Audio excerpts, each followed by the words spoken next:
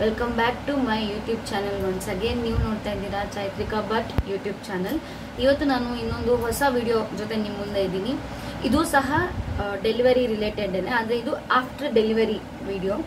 ಅಂದರೆ ಡೆಲಿವರಿ ಆದಮೇಲೆ ಬೇಕಾಗುವಂತಹ ಸಮ್ ಎಸೆನ್ಷಿಯಲ್ ಪ್ರಾಡಕ್ಟ್ಸ್ಗಳ ಬಗ್ಗೆ ಒಂದು ಇನ್ಫಾರ್ಮೇಷನ್ ಶೇರ್ ಮಾಡೋಣ ಅಂತ.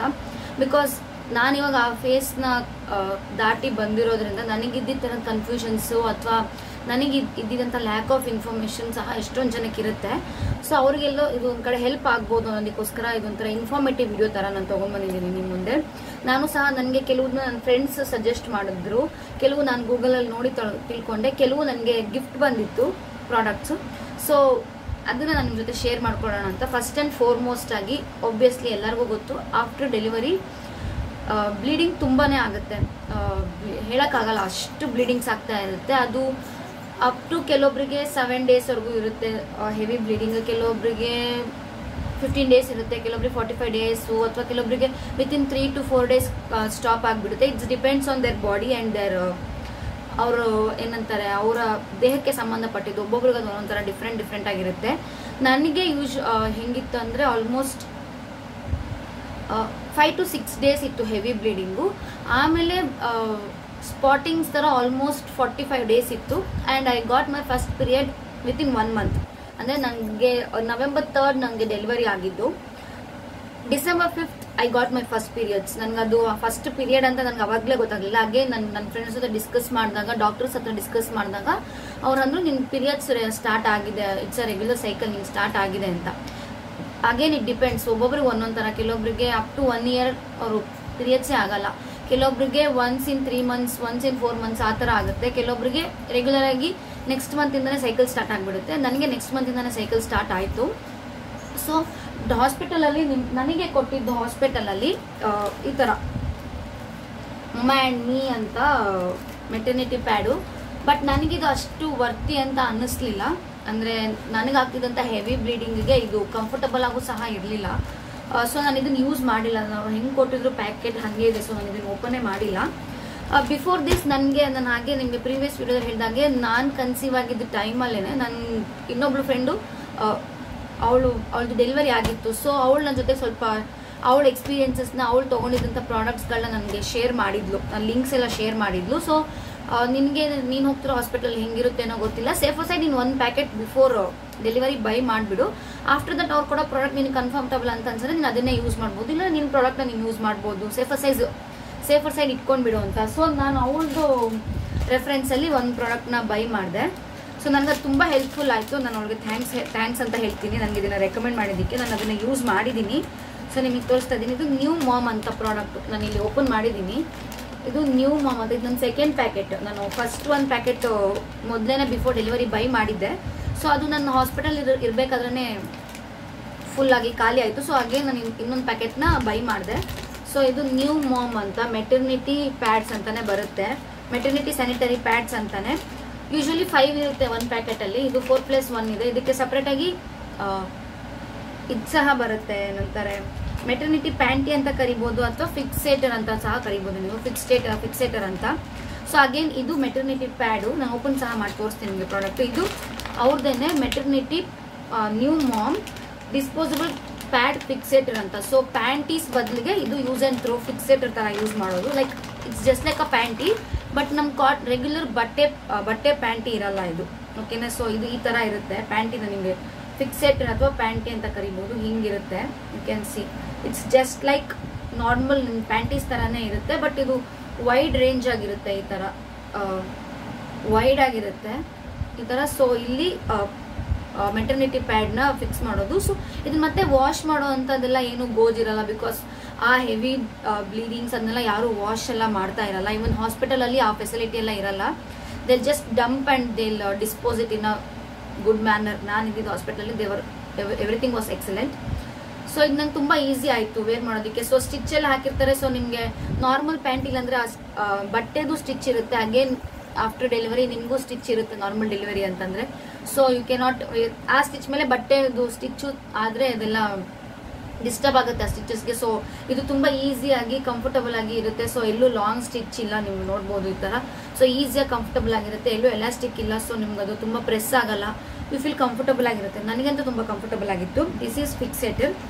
ಇದಕ್ಕೆ ಮೆಟರ್ನಿಟಿ ಪ್ಯಾಡ್ ತೋರಿಸಿದ್ನಲ್ಲ, ಈ ಥರ ಹೆವಿ ಲಾಂಗ್ ಪ್ಯಾಡ್ ಬರುತ್ತೆ. ಈ ಥರ ಇಷ್ಟು ದೊಡ್ಡದಾಗಿರುತ್ತೆ ಪ್ಯಾಡು, ಯು ಕ್ಯಾನ್ ಸಿ ಇಷ್ಟು ದೊಡ್ಡದಾಗಿರುತ್ತೆ. ಸೊ ಇಲ್ಲಿ ಕೆಳಗಡೆ ಗಮ್ ಇರುತ್ತೆ. ಇದನ್ನು ಓಪನ್ ಮಾಡಿಬಿಟ್ಟು ಹೀಗೆ ನೀವು ಇದ್ರ ಒಳಗಡೆ ಹೀಗೆ ಪ್ಲೇಸ್ ಮಾಡ್ಕೋಬೇಕು. Like this you have to place it. ಈ ಥರ ಕ್ಲೀನಾಗಿ ಪ್ಲೇಸ್ ಮಾಡಿ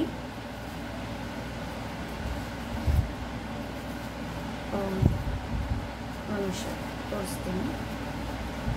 ಈ ಥರ ಗಮ್ ಇರೋ ಕಡೆ ಕ್ಲೀನಾಗಿ ಪ್ಲೇಸ್ ಮಾಡಿ you can wear like this. ಹೀಗೆ ಯು ಕ್ಯಾನ್ ವೇರ್ ಇಟ್. ಅದು ಸ್ಟಿಕ್ ಆಗಿರೋದ್ರಿಂದ ನಿಮ್ದು ಹೆವಿ ಬ್ಲೀಡಿಂಗ್ ಸಹ ಇದ್ರಲ್ಲಿ ಕಂಟ್ರೋಲ್ ಆಗುತ್ತೆ.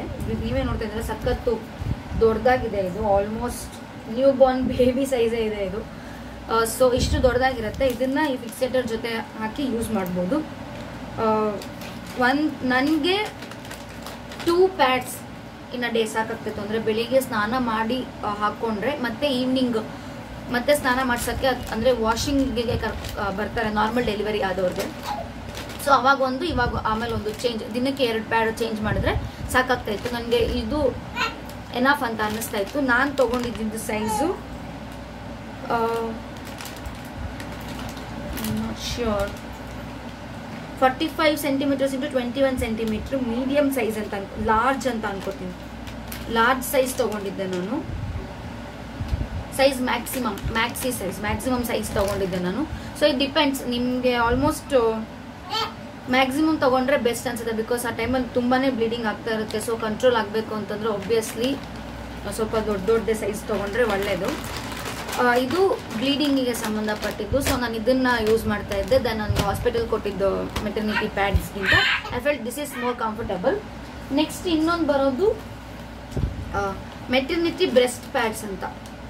ಮೆಟರ್ನಿಟಿ ಬ್ರೆಸ್ಟ್ ಪ್ಯಾಡ್ಸು ಅಗೇನ್ ಇದನ್ನ ನನಗೆ ನನ್ನ ಫ್ರೆಂಡ್ ಸಜೆಸ್ಟ್ ಮಾಡಿದ್ದು. ಈವನ್ ನಾನು ಅದ್ರದ್ದು ಯೂಸಸ್ ಎಲ್ಲ ನಾನು ಆನ್ಲೈನಲ್ಲಿ ನೋಡಿದ್ದೆ. ಇದು ಹೆಂಗಿರುತ್ತೆ ಅಂತಂದರೆ, ಓಪನ್ ಮಾಡಿ ಈ ಥರ ಇರುತ್ತೆ ಒಳಗಡೆ. ಇದು ಫುಲ್ ಪ್ಯಾಕ್ ಓಪನ್ ಮಾಡಿರೋದು ನನ್ನ ಹತ್ರ ಇತ್ತು. ಸೊ ನಾನು ಅದನ್ನು ತೋರಿಸ್ತಾ ಇದ್ದೀನಿ. ಈ ಥರ ಇರುತ್ತೆ. ಇದನ್ನ ಓಪನ್ ಮಾಡಿ ಸ್ಟಿಕ್ಕರ್ನ ತೆಗೆದು ನಿಮ್ಮದು ಬ್ರಾ ಇರುತ್ತಲ್ವ ಅದಕ್ಕೆ ಪ್ಲೇಸ್ ಮಾಡ್ಕೊಳ್ಳೋದು. ಸೊ ದಟ್ ಹಾಲು ಆಚೆ ಬಂದರೆ ಅದರದ್ದು ಸ್ಮೆಲ್ಲು ಮಗುವರೆಗೂ ರೀಚ್ ಆಗಲ್ಲ, ಮತ್ತು ಹೊರಗಡೆ ಬಟ್ಟೆಗೆ ಅಸಹ್ಯವಾಗಿ ಕಾಣಿಸಲ್ಲ. ಅದು ಪ್ಲೇಸಸ್ ವೆಟ್ ಆಗಿಬಿಡುತ್ತಲ್ಲ ಆಚೆ ಬಂದರೆ ಲಿಕ್ವಿಡ್, ಅದು ತುಂಬ ಆಕ್ವರ್ಡಾಗಿ ಕಾಣಿಸಲ್ಲ. ಯೂಶ್ವಲಿ ನಾನು ಇದನ್ನು ಹೆಂಗೆ ಪ್ರಿಫರ್ ಮಾಡ್ತೀನಿ ಅಂತಂದರೆ, ನಾನು ಹೊರಗಡೆ ಹೋಗಬೇಕಾದ್ರೆ ಚೆಕಪ್ಸ್ಗೆ ಅಥವಾ ಒಳಗೆ ವ್ಯಾಕ್ಸಿನೇಷನ್ ಹಾಕ್ಸೋಕೆ ಹೋಗಬೇಕಾದ್ರೆ ಅಂಥ ಟೈಮಲ್ಲಿ ನಾನು ಇದನ್ನು ಯೂಸ್ ಮಾಡ್ತೀನಿ. ಮನೇಲಿ ನನಗೆ ಅಷ್ಟು ಬೇಕಾಗಲ್ಲ. So I will take care. ಮನೆಯಲ್ಲಿ ವಿತೌಟ್ ದಿಸ್ ನಾನು ಮ್ಯಾನೇಜ್ ಮಾಡ್ತೀನಿ. ಸೊ ಇದು ಒಂದು ಎಸೆನ್ಷಿಯಲ್ ಪ್ರಾಡಕ್ಟ್. ನನಗೆ ತುಂಬ ಹೌದು ಅಂತ ಅನಿಸಿದ್ದು ಅಂದರೆ, ಆರಾಮಾಗಿ ಕಂಫರ್ಟಬಲ್ ಆಗಿ ನಾವು ಆಚೆ ಹೋಗ್ಬೋದು, ಯೂಸ್ ಮಾಡ್ಬೋದು. ಇಟ್ಸ್ ನೈಸ್ ಅಂತ ಅನ್ನಿಸ್ತು. ಇದೊಂದು ಪ್ರಾಡಕ್ಟು. ನೆಕ್ಸ್ಟ್ ಬಂದ್ಬಿಟ್ಟು ನಾನು ನಿಮಗೆ ಹೇಳ್ದಾಗೇ ಇದು ಬ್ರಾ ಪ್ಯಾಡ್ಸ್, ಬ್ರೆಸ್ಟ್ ಪ್ಯಾಡ್ಸು. ಸೊ ನಾನು ಯೂಸ್ ಮಾಡ್ತಾ ಇರುವಂತಹ ಬ್ರಾ ನಿಮಗೆ ತೋರಿಸ್ತೀನಿ. ಸ್ವಲ್ಪ ನಾಲೆಡ್ಜಬಲ್ ಆಗಿರಲಿ ಅಂತ, ಡೋಂಟ್ ಫೀಲ್ ಅನ್ಕಂಫರ್ಟಬಲ್. ಬಿಕಾಸ್ ಇದೆಲ್ಲ ನಾಲೆಡ್ಜ್ ಇರಬೇಕು ನಮಗೆ ಹೆಣ್ಮಕ್ಳಿಗೆ. ಅದಕ್ಕೋಸ್ಕರ ಐ ಹೋಪ್ ಇದನ್ನೆಲ್ಲ ಆಲ್ಮೋಸ್ಟ್ ಎಲ್ಲ ಹೆಣ್ಮಕ್ಳಿಗೆ ನೋಡ್ತಾ ಇದ್ದಾರೆ ಅಂತ. ದಿಸ್ ಇಸ್ ದಟ್ ಬ್ರಾ. ಈ ಥರ ಇದೆ. ಅಂದರೆ ಹೆಂಗೆ ಅಂದರೆ ಫೀಡಿಂಗ್ ಮಾಡೋದಕ್ಕೂ, ಆಚೆ ಹೋದಾಗ ಫೀಡಿಂಗ್ ಮಾಡೋಕ್ಕೂ ಈಸಿ ಆಗುತ್ತೆ. ಇದು ಈ ಥರ ಓಪನ್, ಈ ಥರ. ಸೊ ದಟ್ ಇಲ್ಲಿಂದ ನಿಪ್ಪಲ್ ಆಚೆ ಬರುತ್ತೆ. ಸೊ ಈ ಜಾಗದಲ್ಲಿ ನೀವು ಬೆಸ್ಟ್ ಪ್ಯಾಡ್ನ ಹಾಕ್ತೀರಾ. ಆ್ಯಂಡ್ ಅಗೇನ್ ಇದು ಈ ಥರ ಹೀಗೆ ಲಾಕ್ ಮಾಡಿಬಿಡೋದು. ಹಿಂಗೆ ಓಪನ್ ಆಗುತ್ತೆ.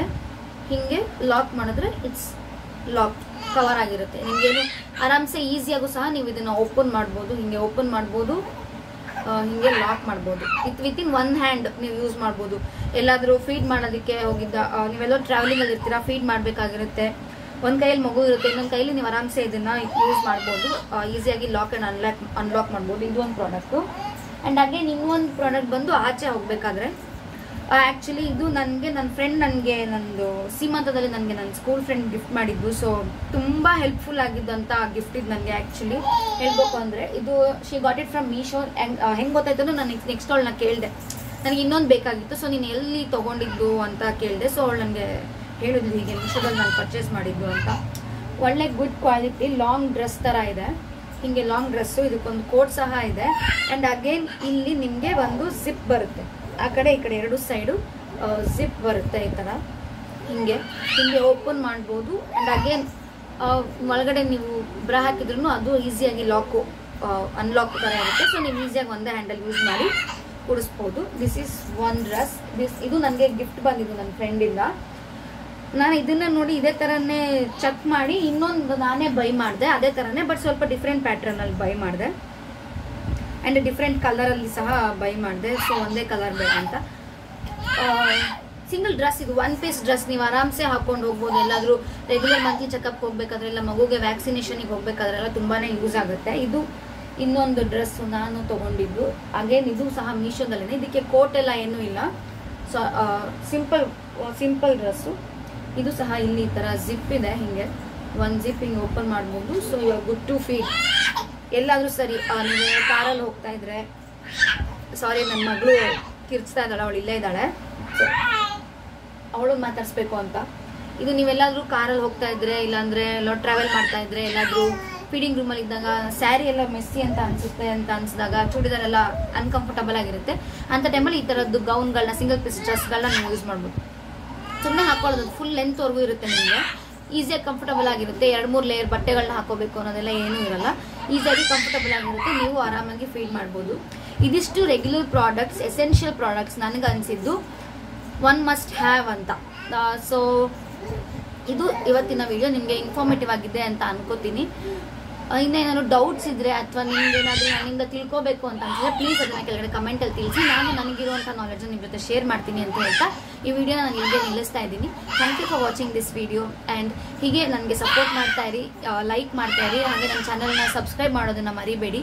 ನಿಮಗೆ ವಿಡಿಯೋ ಇನ್ಫಾರ್ಮೇಟಿವ್ ಮತ್ತು ಇಷ್ಟ ಆಯಿತು ಅಂತ ಅನ್ಸಿದ್ರೆ ನಿಮ್ಮ ಫ್ಯಾಮಿಲಿ ಮತ್ತು ಫ್ರೆಂಡ್ಸ್ಗೆ ಅದನ್ನು ಶೇರ್ ಮಾಡೋದನ್ನು ಸಹ ಮರಿಬೇಡಿ. And once again thank you for watching this video.